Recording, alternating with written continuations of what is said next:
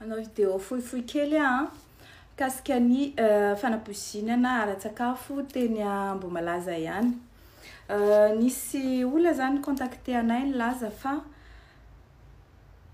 mety possible intoxication au méthanol no nahazo an'ireo invité teny Ambohimalaza. De izaho moa efa manama foana fa mila atao analyse sanguin, atao analyse ireo victime, na ny marary, na ny efa sitrana, na ireo maty atao autopsie satria mila fantatra exactement inona no nahazo an'ireo olona, inona ny intoxication nahazo anazy, intoxication alimentaire sa empoisonnement. Araky ny voalazan'ity olona zay chimiste ty de hoe zany méthanol zany de karazana alcool chimique be ary mety mahafaty ka mahatonga an'ireo symptômes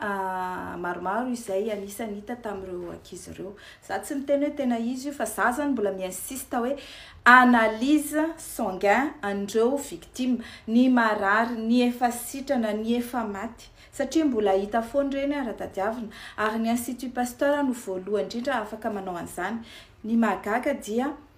tsy nalefany amin'ny Institut Pasteur mihitsy ny analyse ary noferana ny dokotera tsy andefa analyse any amin'ny Institut Pasteur fa maninona zay tsy fantatro ary tsy dirantsika fa hatreto de hoe na de ora ny fisamborana ny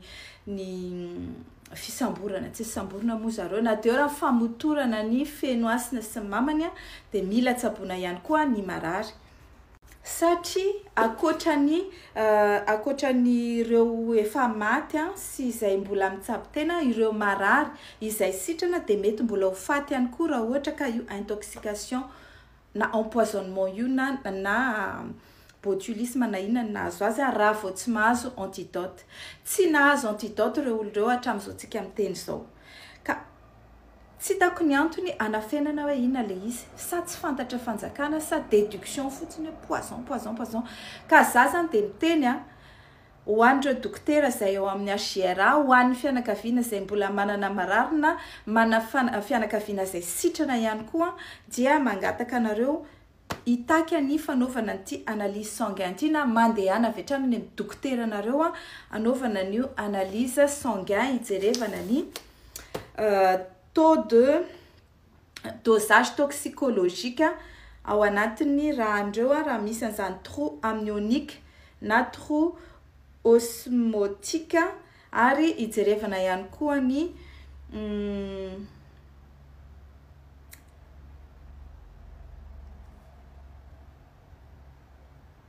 ny tany méthanol sy métabolite ao anatin'ny rahandreo olon'ireo satria nahoana ao anatin'ny enim-bolana de mety ho faty ihany koa noho ny insuffisance rénale izay voan'io intoxication au méthanol io. Ny fitsaboana dia misy ny fitsaboana zany raha ohatra ka sanatrian zany raha ataontsika hoe io méthanol io no na poizina an'zareo dia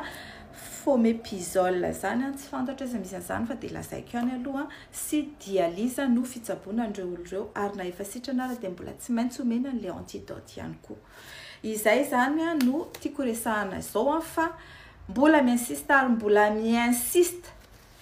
na itenareo récupération politique anaty ny enalo de tsy maintsy resaka politique fa saingy ao anatin'ny fiainam-bahoaka, ao anatin'ny politika ny fitsinjovana ny aim-bahoaka, ao anatin'ny politika ny fitsinjovana ny fahasalamam-bahoaka ary ao anatin'ny politika ny fiarovana ny madinika izay tsy mahita hitodiana ka na récupération na tsy récupération de ny fantatro de mila tsaboana ireo marary ary mila indemnisation ireo zay manana maty satria tsy mandry ny saina manoloana ny fahafatesana olona marobe ohatr'ireny. Mampalahelo mahita an'ireo zazakely kamboty ray kamboty reny, mahita an'ireo ray aman-dreny very zanaka folakan-datony sahady ry zareo ka noho izany dia tsy azo avela fotsiny amin'izao ity na de eo arany ny famotorana ny fenoasina sy mamany de misy andraikitry ny fanjakana ihany koa ao anatin'izao. Fa nahoana ny fanjakana mahafantatra hoe inona ny poison izay nampiasaina no tsy nampiasa mihitsy ny anti-poison antidote amin'ireo olona zay marary, inona ny antony? ka sasany teny asa miakina fanjakana aloha amin'ity fa mandehana amin'izay dokotera afaka mitsabo anareo dia any no atao. Mila fantatra hoe empoisonnement au méthanol sa botulisme sa zavatra hafa io fa dans tous les cas mila analyse sanguin, mila scanner, mila new dosage toxicologique io ireo marary rehetra ary mbola mila fitsaboana. Zay. So an'Andriamanitra halany tena aloha satria voaka ny tao anatin'ny atsatra dia lalovana izay satria tena tao anatin'ny fahaseporana sy ny fahasalamana tanteraka. Izay no nambaran'ny Tojo minitra vitsy mialohan'ny voan'ny varavaran'ny hôpitaly CHU Gérard-Ampefiloha. I Tojo izay anisan'ireo tena vomafy tamin'ilay trangana fanampozinana ara-tsakafo teny Ambohimalaza. Iray volana mahery izy no sady tsy afaka nietsika teo am-pandriana no tsy afaka niteny saingy no niezaka rehetra nataon'ireo mpitsabo tafavoaka soamantsara ny tenany. Fa moa izany ilay anisan'ilay tena tao anatin'ny kankara herinandro tsy nahatsiaro tena dia amin'izao moa izany ny fivoaran'ny fahasalamako ihany zay fa efa mitsangana dia sakafo tsara. Efa misy fitsaboana nataony zareo dia amilamo manaraka traitement sy fanafody any an-trano izay. I Tojo no niatrika mivantana ny tsy fahasalamana teto amin'ny hôpitaly fa niara-ny taintaina niara-ny ady tamin'ny teto ny fianakaviany. Enjadiny zany hoe anatin'ilay volana mahery zany tato tsy nietsika tato na andro na alina misaotra fa tena faly ny tenanay ilay zany saorana ny tompo samy zany nanatrika taty hatramin'ny voalohany dirany teto amin'ny hôpitaly teto ziska izy mivoaka zao dia tamin'izay fotoana zay somary sarosarotra mihitsy zany ny kanto sy tamin'ny voanitsy tato voalohany indrindra sy manana irina satria na izay ary tena tsy nanam-po mihitsy hoe tafavoaka amin'izao ady zao ty raha lahako ty ankehitriny moa zany isaorana an'Andriamanitra. Toy izany ihany koa ireo mpitsabo sy ny fitondram-panjakana amin'ny ankapobeny vao nialina mialohan'ny voan'ny Tojo ny hôpitaly izao no tonga nijery azy tetỳ an-toerana ny minisitra roa mpikambana ao amin'ny gouvernemanta. Izahay foana moa no averinay hoe ny fitondram-panjakana tsy manana tombontsoa mihitsy ny tsy hatafavoaka ary tena nanao ny aintsio zavatra ny dokotera rehetra teto mahatonga antsika amin'izao. I Tojo no marary fahafito ambin'ny folo sitrana soamantsara ary nivoaka ny hôpitaly tao anatin'iny fanampozinana ara-tsakafo teny Ambohimalaza iny. Valo no mbola anaty fitsaboana amin'izao fotoana izao ka ny iray no mbola anaty fahasarotana. Mbola manao ny ezaka rehetra hatrany ireo mpitsabo mba ho tafavoaka soamantsara ireo anaty fitsaboana ireo.